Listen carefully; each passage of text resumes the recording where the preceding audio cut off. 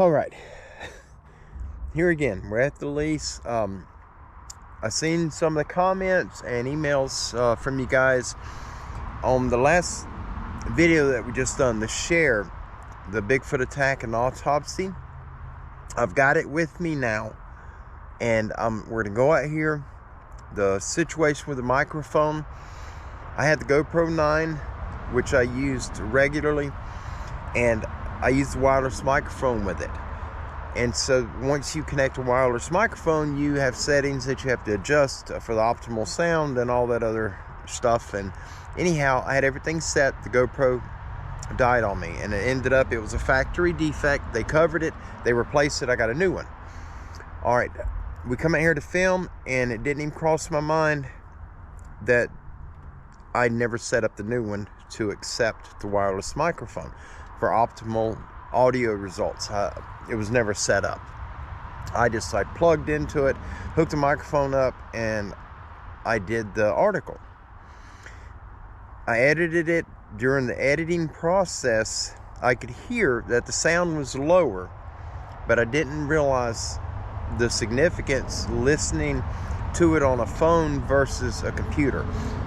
If I tried to listen to it on the computer, the video, once I uploaded it, you can't hardly hear the audio at all. I could hear it on my phone. It was low, but I could hear it. And on the computer, yeah, I'm right there with you guys. I apologize. Forgive me for that. It was a absolute horrible nightmare wreck, trashed audio in that one. But we're going back out here. We just released the little female, the little pig we had in the pen, Wilma. We released her. She is back in her element, and whatever she's doing, she's happy doing it, I'm sure. But I'm going back out there. We're going to rebait the trap. Chris set the door back on it, but I got to put some more corn out. We're trying to get these big ones out of here. We're not interested in the little babies, the young ones, or the mothers, or the pregnant ones. We're not interested in those. We're concentrating on the mainly the large boars. But out there, it's so pretty, it's quieter, unlike right here by the highway. So we're going to redo that article right now. So bear with me, we're headed back there.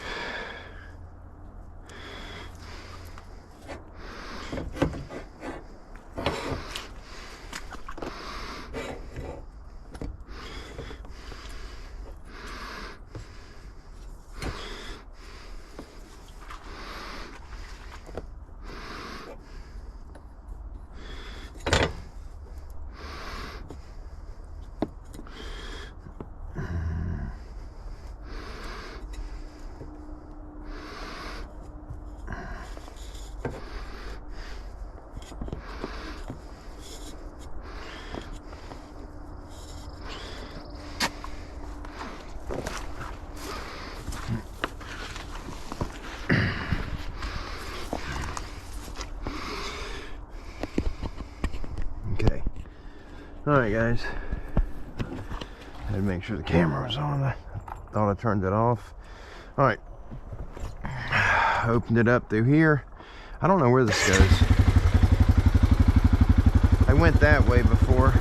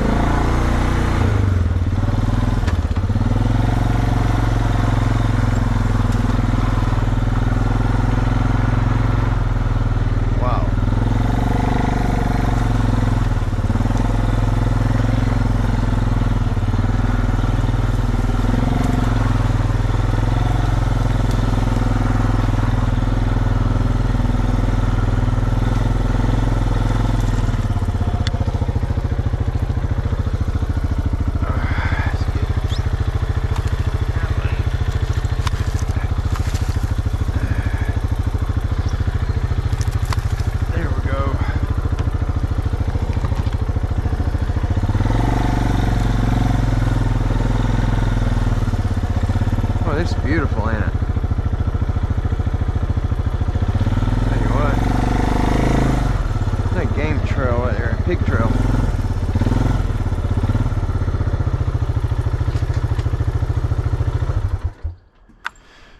All right, I'm gonna do it here, guys. It's a game trail. It's a pig trail right there.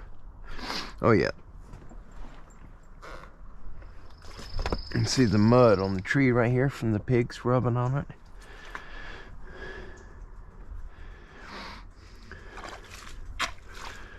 It's beautiful. Oh wow, look in there. All right, stand by. Yeah. Get off here.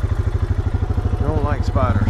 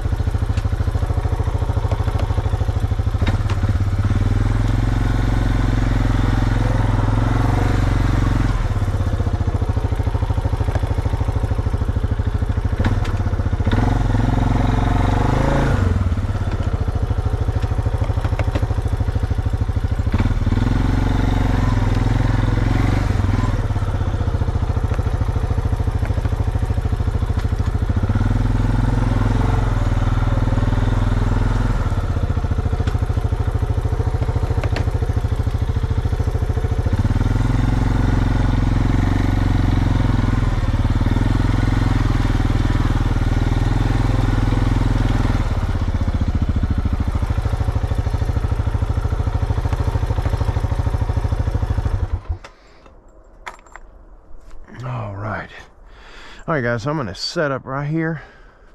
We're going to share that article that I messed up the first time. Stand by. All right, folks. I'm back here. This is an area that I've literally never been to. I just turned the four-wheeler around right here and backed it up. I just walked over here. This is a game trail, and it is a major one. But as I got off the four-wheeler and started getting set up, I was making all kind of noise, cutting these trees so I can get through. There's pigs about 50 or 60 yards from me in here, and it sounded like a pretty good group of them. A sounder, a family unit.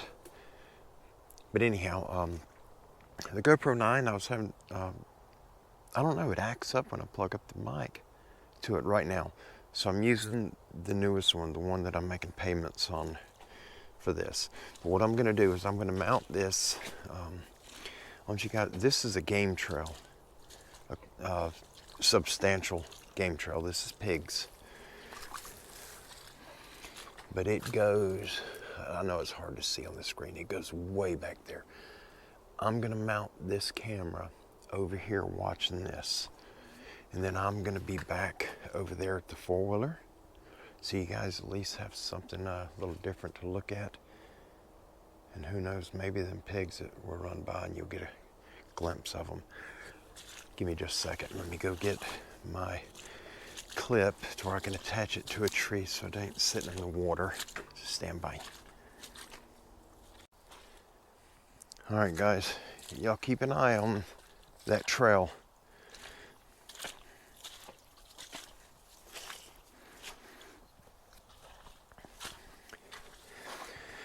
All right, back here at the four-wheeler. I can't even see the camera. I'll check it. I'm gonna do this, and then if the camera's messed up, we'll just redo it. Okay, so we're gonna go through with this, the one that was messed up. It's such an interesting, excuse me, such an interesting article Brother Don Moore sent us. I'm sorry about that, sorry about the coughing. We're gonna get on with it. It's gonna be dark in a couple of hours, but I don't want to be right back here. I'm way back here. And I just don't want to be here when it starts to get sunset. All right. This article, let me get it out. You guys seen the pictures in the other one? The first attempt at doing this. So I'm not going to show you the pictures again. We're just going to get on with the article itself. All right. The title is Daniel Boone and His Son's Violent Kentucky Encounter with a 10-foot, 8-inch giant in 1778. The location is below the mouth of the Licking River, where it empties into the Ohio River in modern-day Covington, Kentucky. Covington is just south of Cincinnati, Ohio. The information source for this article is from multiple eyewitnesses, Daniel Boone and his son, and eyewitness testimony given to Captain James Ward. The preface says, believe it or not, the famous American frontiersman Daniel Boone and one of his sons encountered what could only be compared to as a Bigfoot in today's terms, 10 feet, 8 inches tall to be exact. The encounter begins with Daniel Boone and his son tracking out tracking some Indians that had stolen 2 of their horses. On the way back from this tracking excursion, they encounter a beast. What is interesting is the context of the time. This occurred in 1778 when the terms ape, gorilla, or wild man were not used by Daniel Boone, but instead the term giant man was used. This indicates even 244 years ago, at least the facial features and some body features led people to assume these were giant men. Even at that time, local Indians had their own tales of these beasts. Interestingly too, the Bigfoot in this story, dating back 244 years, did not like guns or hunters with guns searching for food, a similar thing told by eyewitnesses today. Notice the details of a short autopsy of the giant's body that Daniel Boone does. Its bone structure is very interesting, different than humans, and gives clue as to why some shots do nothing to harm them.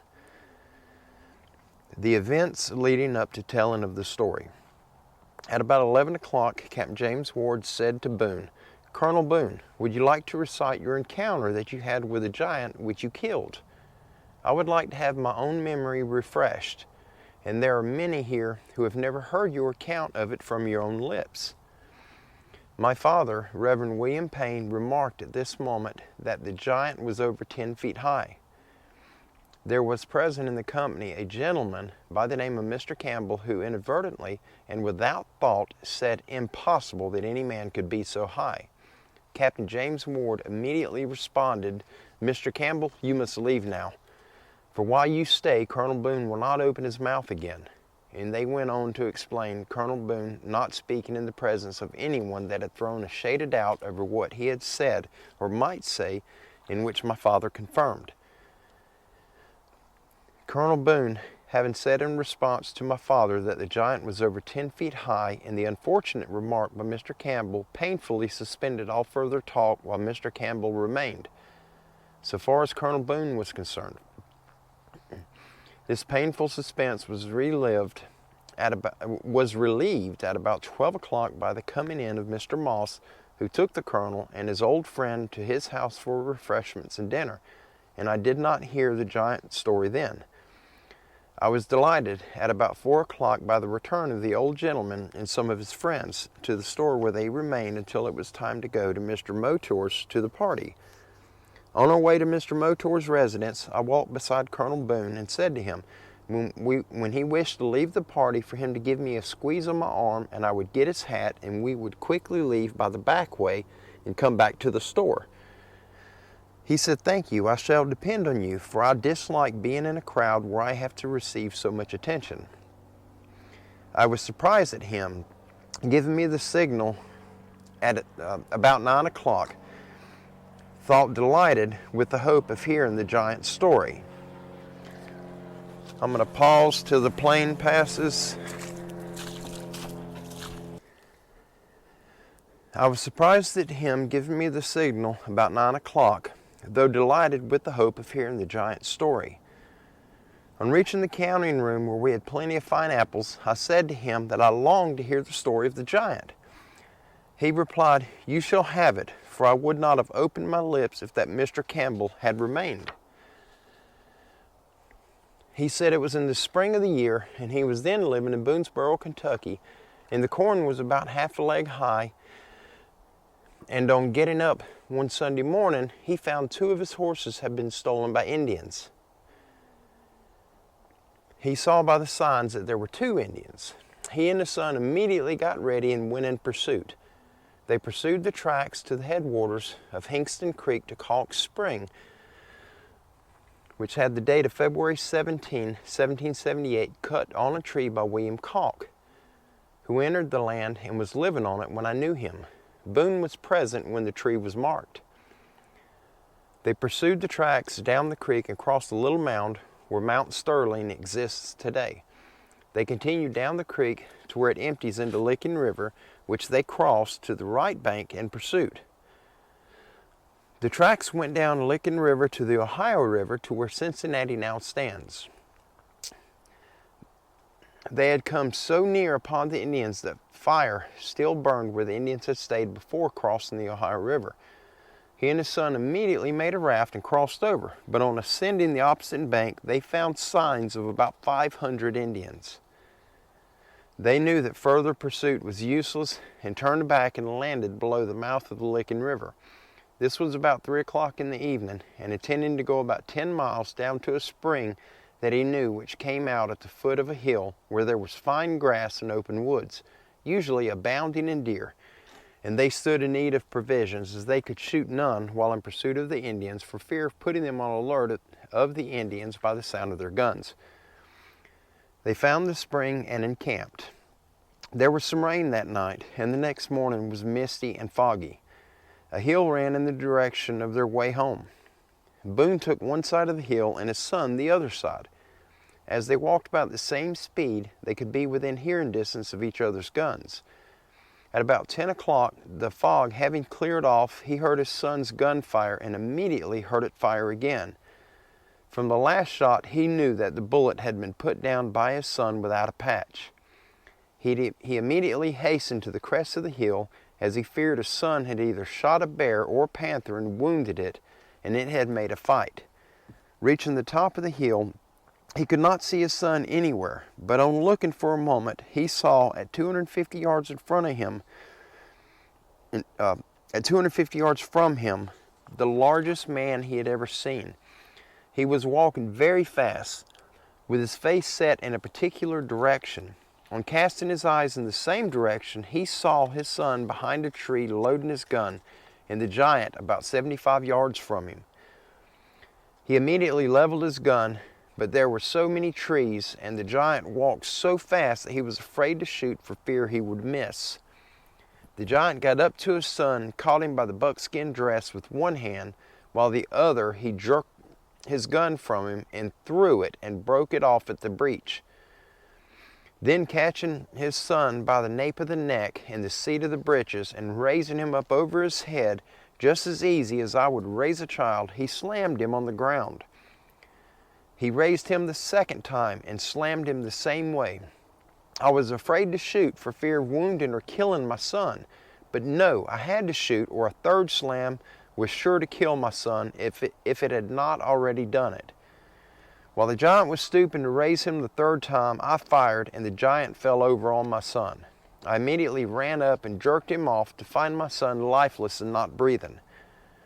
I immediately made every effort to his restoration to life.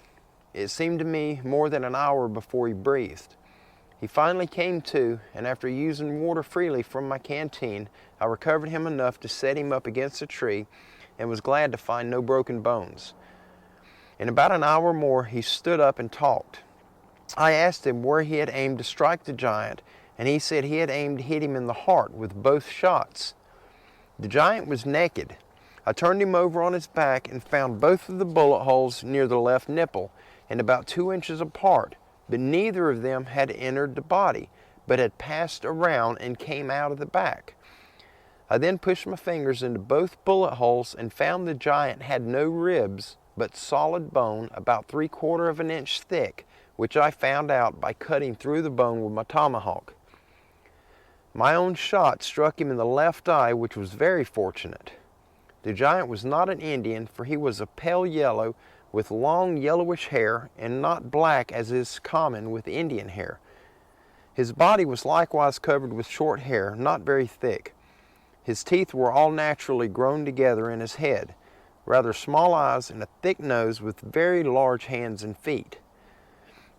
We then stretched him out and laid a walking stick 9 feet long and measured his length, and in measuring it with my hands, found that he was at least 10.5 feet high.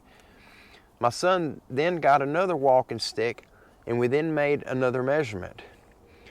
One of the walking sticks was carried by myself to Boonesboro, where we measured them and found the giant's height to be 10 feet and 8 inches. This is the story of the giant given to me by Colonel Boone. I asked if he had heard of any such among the Indians and what they knew about them, if anything.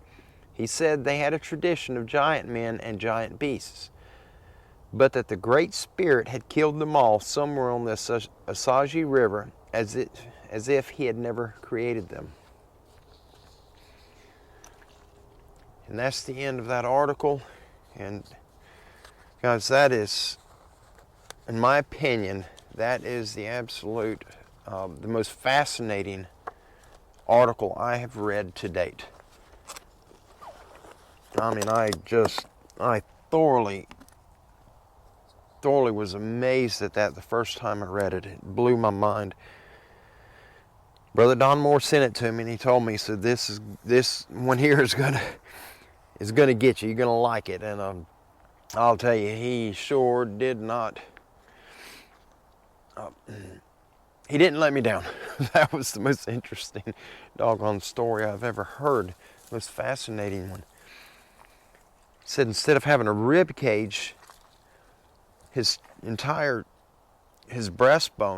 his chest, was like a plate, 3/4 of an inch thick plate bone around his entire upper body, thorax, I believe it's called. 3/4 of an inch thick. So when he got shot, the bullet ricocheted off the bone, and the skin kept it. It stayed between the skin and the bone, and it spun around until it exited his back. And if that's the case, that makes a lot of sense why so many people do claim to shoot him, and it has no effect. I hope you all enjoyed that. Please make note to Brother Don Moore. If you did like it, let him know. He's the one that provides these stories for us. Don, thank you greatly. I absolutely mean that. And this one by far is the best one I've heard yet. I love it. I love them all. I love to hear them. I don't want to see them out in the wild. I don't want to hear one. I don't want to smell him. So I'm being out here, I get a little nervous at times, but it is what it is. Guys, I'm going to get out of here. It's not late, but it will be soon. I'm going to get this camera off the tree. I'll let you guys see. I am armed. I want to walk back here. I did not come back here at all. Right where I hung the camera was as far as I went.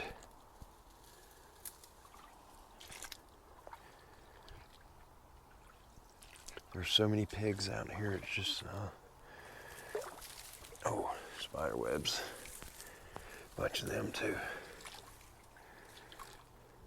This place is just overrun with pigs. There's just game trail after game trail through here.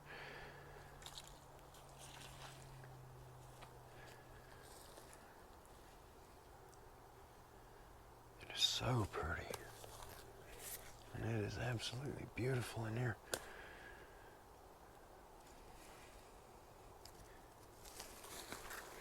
Oh, it continues that way. There's a water puddle here. And it looks like it's got a mud waller in it. And the trail continues. I'm gonna come back here when I'm not alone. We're gonna do some exploring. And Chris,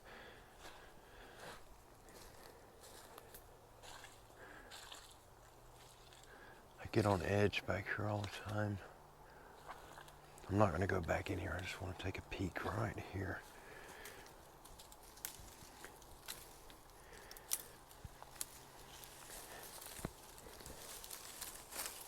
Looks like a little opening.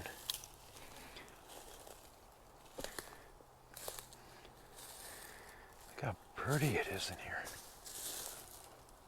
Beautiful.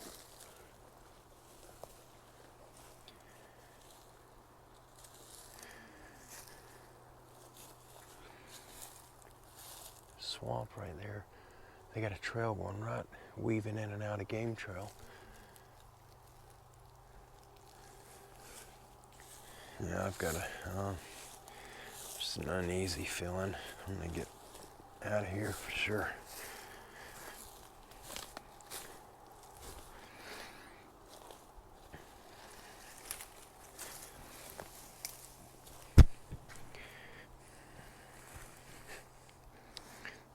Oh, okay. I don't know if the microphone is picking back up. I just got it snatched off of me by a limb. All right, we're gonna get out of here, guys. I'll film the ride back, but I'm only gonna play clips of it. We'll get back to the truck. It's a long ride, and I know a lot of you just don't care for seeing the view riding on a four-wheeler down a trail, and I understand that. But thank you all. I hope the audio is better in this one, and I do apologize for the last video. It was an ignorant mistake on my part. I should have went ahead and adjusted the settings for the microphone, and I don't know. I just assumed they were already set because it was the GoPro 9, and that's the one I've always used for the wireless microphone. But anyway, we make mistakes. We're human, and I make a little more than most people, but it's all good. Our Father loves us, and He does forgive us. All we have to do is ask. Y'all have a good day. God bless you. I love you. If you want to stay for the rest of the video and watch the ride out, then absolutely, I'd love to have you. If not, I'll definitely be seeing you guys next time. God bless you. You all be safe. Have a wonderful week. May everything that you get involved with be blessed tenfold. I love you, and I'll see you guys soon. Bye-bye.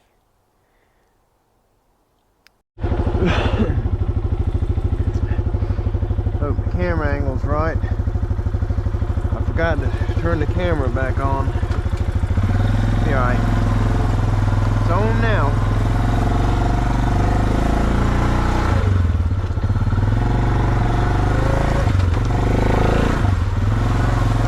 Come on, baby.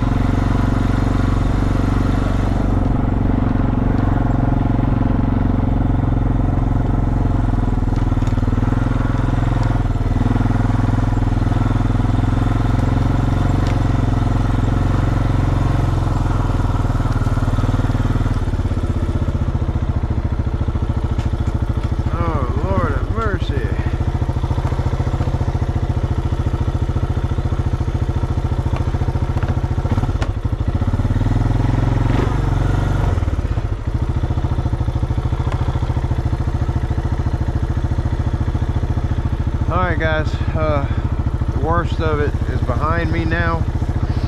I'm headed straight out. I'm almost there.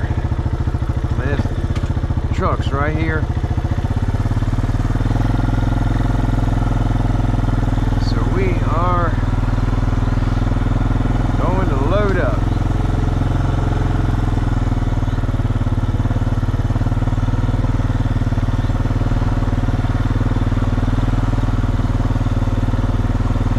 Took it out of four-wheel drive. Hopefully I won't need it here. Hey birds.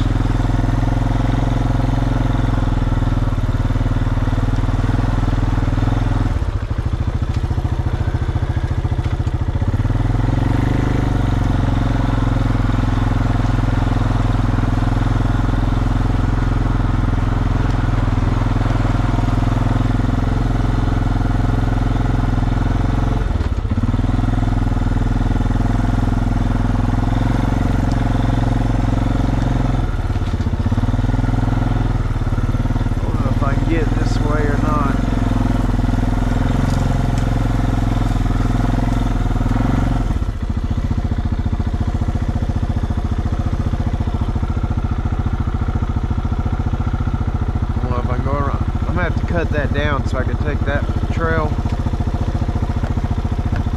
That goes way back in there.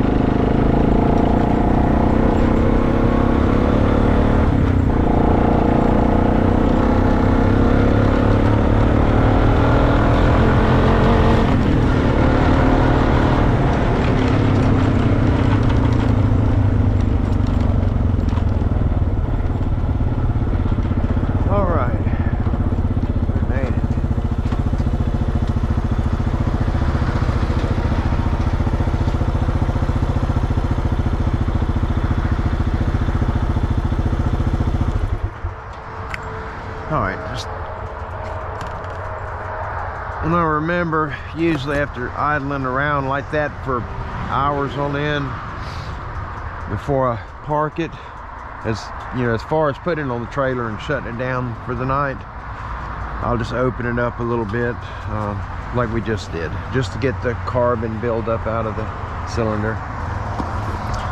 Thank you all again. Have a wonderful day. God bless you. I will see you all soon. I'm going to load this up and I'm going to go home and see what's for dinner and start putting this one together so we can get it uploaded for you all.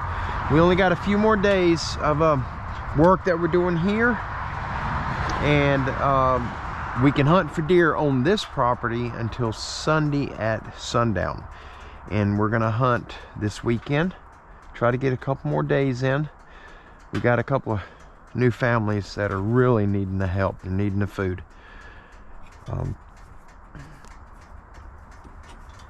So we're going to try to get some big hogs, some deer, whatever we can do to help them people out. It's not a bum family or a druggy family or anything like that. The man works. He works very long hours, very long weeks, and they have a bunch of children. And so we're going to do our part and try to help them out, get them some, try to get them some meat in their freezer.